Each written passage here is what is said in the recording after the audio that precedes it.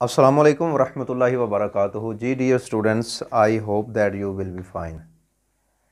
آپ سب خیریت سے ہوں گے۔ تو کل جو پچھلا لیکچر ہے اس میں بھی شارٹ آنسر تھے اور آج بھی انشاءاللہ کچھ شارٹ آنسر ہیں۔ کل میں نے کتاب کے جو پہلے 2 چیپٹر ہیں اس میں سے جو انتہائی اہم تھے نا ہمارے کویشچن، ان کے اوپر جو ہے نا وہ بات کی تھی۔ تو آج ہمارا جو اگلا حصہ ہے نا اسلامیات کا، اس کو 2 حصوں میں تقسیم کیا گیا ہے، جس میں سے جو ہے نا وہ 6 کچھ شارٹ آنسر پیچھے سے دیے جاتے ہیں اور 6 ہی آگے سے دیے جاتے ہیں۔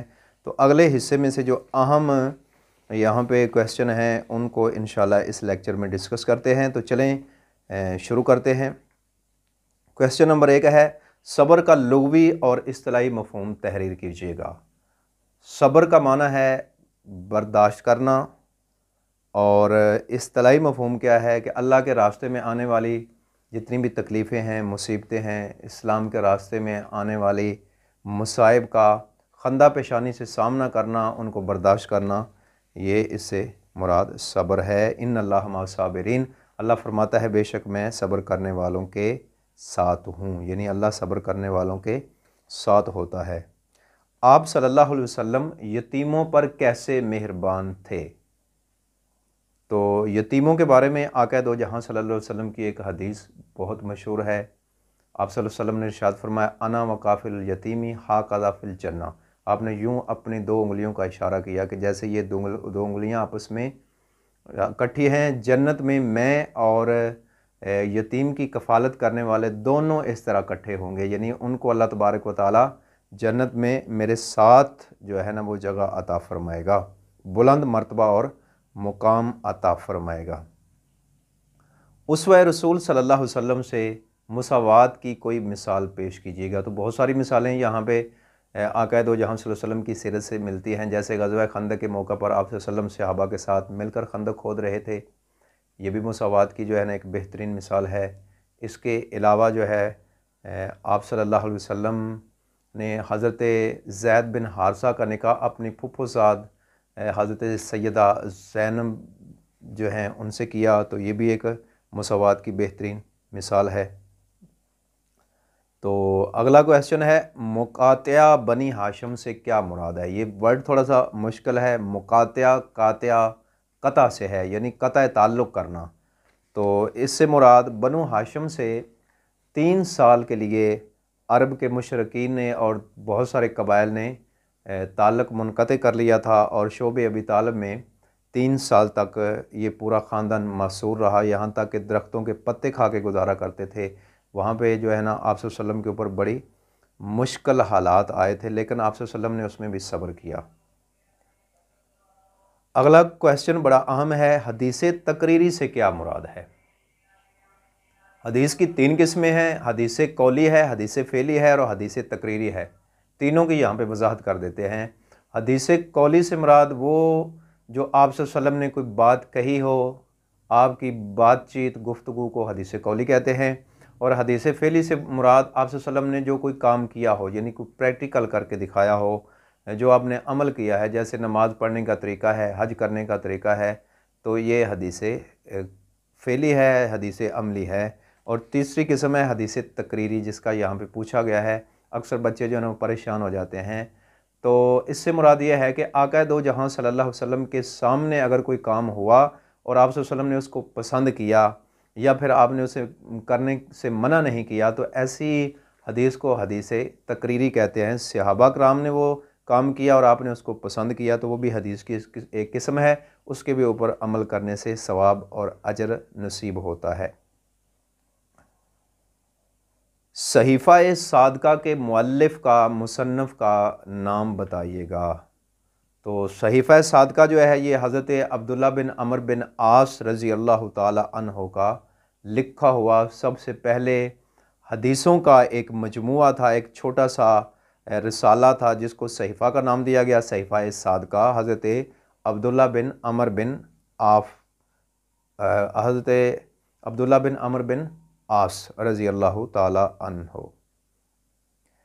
لقد کان لکم فی رسول اللہ اسوۃ حسنہ، اس کا ترجمہ لکھیں۔ یہ جو اسلامک اسٹڈی جو ہے نا آپ کی اسلامیات، اس کے اینڈ پہ 12 آیتیں ہیں اور 12 حدیثیں ہیں، ان میں سے ایک حدیث اور ایک آیت کا ترجمہ یہ بھی اینول ایگزام میں پیپر میں دیا جاتا ہے۔ تو یہ آیت ہے لقد کان لکم فی رسول اللہ اسوۃ حسنہ، بے شک تمہارے لیے اللہ کے رسول صلی اللہ علیہ وسلم کی زندگی میں بہترین نمونہ ہے۔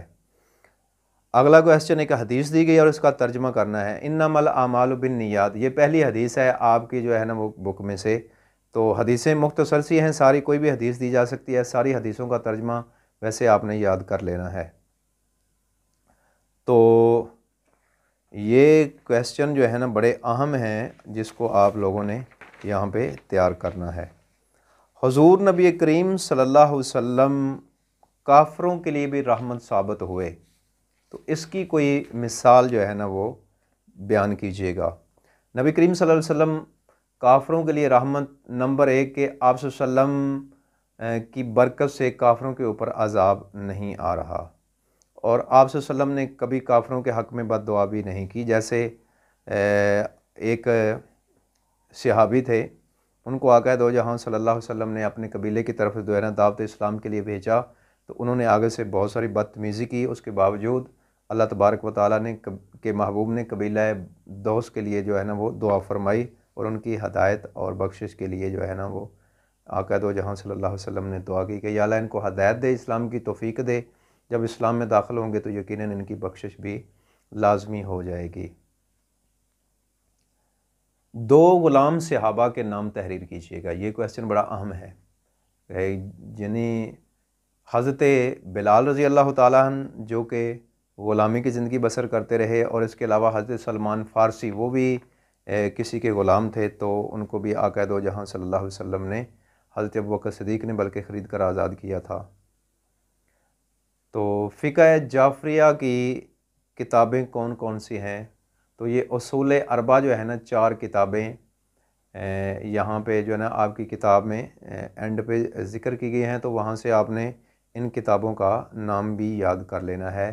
تہذیب الاحکام ہے، اور اس کے علاوہ جو ہے نا من لا یحضرہ الفقیہ ہے، اصول کافی ہے ان کی، اور الاستبصار، یہ ان کی کتابیں ہیں، ان کے نام بھی آپ نے یاد کر لینے ہیں۔ آگے پھر ایک آیت ہے ان اللہ یامر بالعدل والاحسان، اس کا ترجمہ کریں۔ ان اللہ یامر بالعدل والاحسان، بے شک اللہ عدل و احسان کا حکم دیتا ہے، یعنی لوگوں کے ساتھ انصاف کرو، لوگوں کے ساتھ عدل کرو، اور ان سے اچھے معاملات کرو۔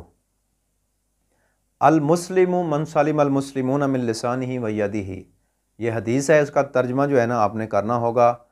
المسلم، مسلمان وہ ہے، من سلم المسلمون من لسانہ و یدہ، جس کے ہاتھ اور زبان سے دوسرے مسلمان محفوظ رہیں تو وہ مسلمان ہے۔ یہ مسلمان کی تعریف ہے، ہمیں اس حدیث کو یاد بھی کرنا ہے اور ساتھ جو ہے اس پر عمل بھی کر کے دکھانا ہے، ٹھیک ہے، کیونکہ اس کے بغیر کوئی چارہ نہیں ہے۔ اگلا کویسچن بڑا ہی اہم ہے،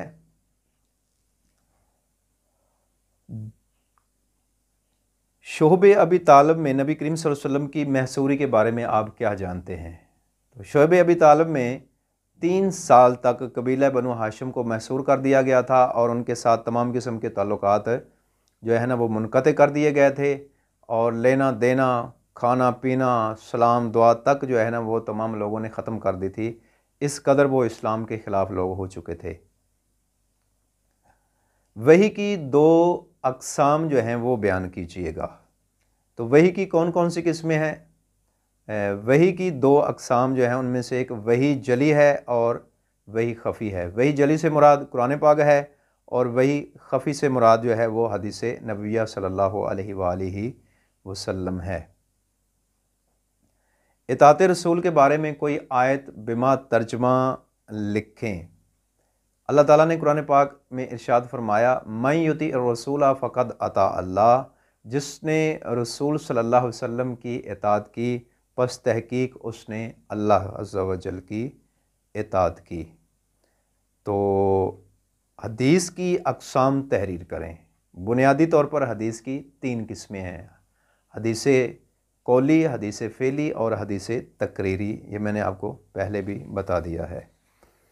آگے جو ایک آیت ہے اس کا ترجمہ کرنا ہوگا، وَاعْتَصِمُوا بِحَبْلِ اللَّهِ جَمِيعًا وَلَا تَفَرَّقُوا، اور اللہ کی رسی کو مضبوطی سے تھام لو اور آپس میں تفرقہ نہ ڈالو، یعنی تفریق نہ ڈالو، پھوٹ نہ ڈالو، انتشار کا شکار نہ ہو جاؤ، مختلف فرقوں میں نہ بٹ جاؤ، بلکہ ایک قرآن اور ایک سنت، ایک اللہ اور ایک نبی، ایک ہی دین ہے سب کا، تو اسی کے مطابق سب زندگی گزاریں۔ مختلف جماعتیں بنانے کی ضرورت قطعاً نہیں ہے۔ اسلام اور خود قرآن اور خود اللہ تعالیٰ کی ذات فرقہ واریت کے خلاف ہے، اور ایسا ہرگز نہیں کرنا چاہیے۔